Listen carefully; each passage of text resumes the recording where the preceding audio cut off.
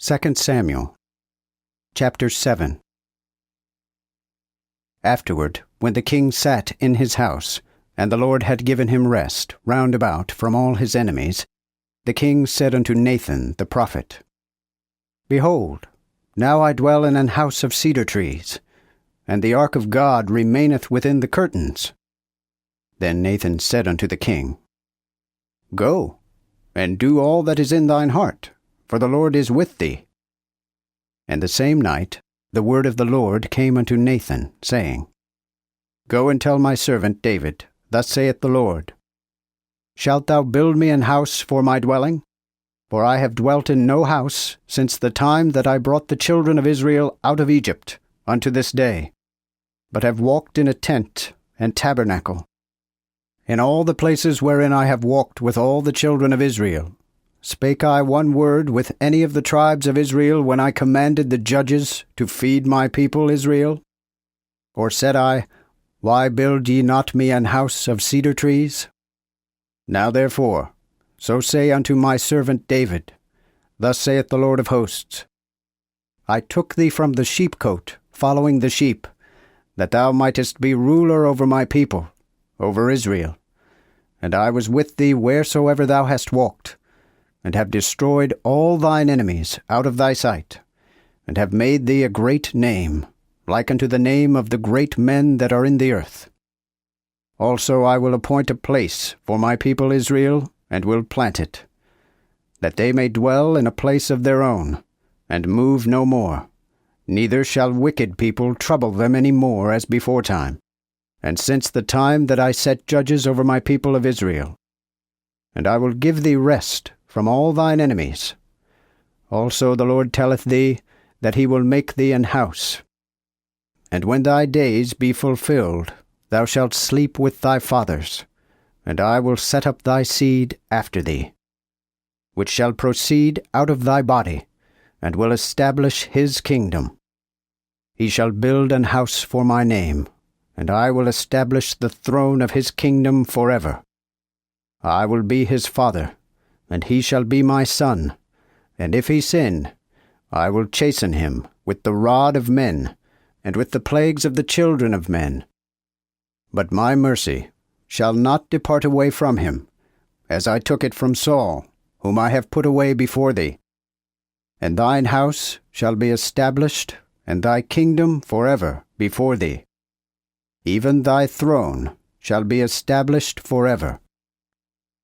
According to all these words, and according to all this vision, Nathan spake thus unto David. Then King David went in, and sat before the Lord, and said, Who am I, O Lord God, and what is mine house, that thou hast brought me hitherto?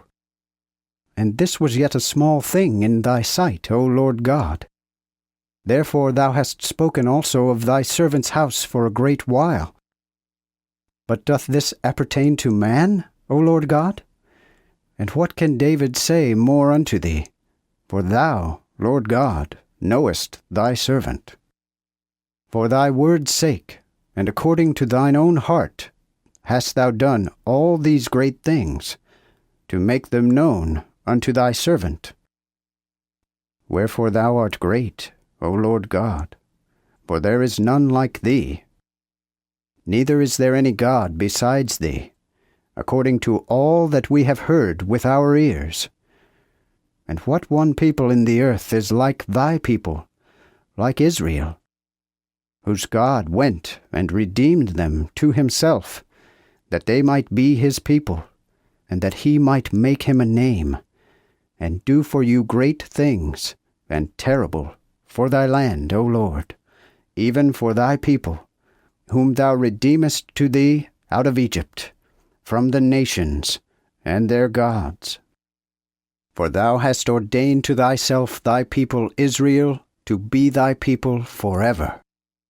And thou, Lord, art become their God. Now therefore, O Lord God, confirm forever the word that thou hast spoken concerning thy servant and his house, and do as thou hast said, and let thy name be magnified forever by them that shall say, The Lord of hosts is the God over Israel. And let the house of thy servant David be established before thee. For thou, O Lord of hosts, God of Israel, hast revealed unto thy servant, saying, I will build thee an house. Therefore hath thy servant been bold to pray this prayer unto thee. Therefore now, O Lord God, for thou art God, and thy words be true, and thou hast told this goodness unto thy servant. Therefore now let it please thee to bless the house of thy servant, that it may continue forever before thee.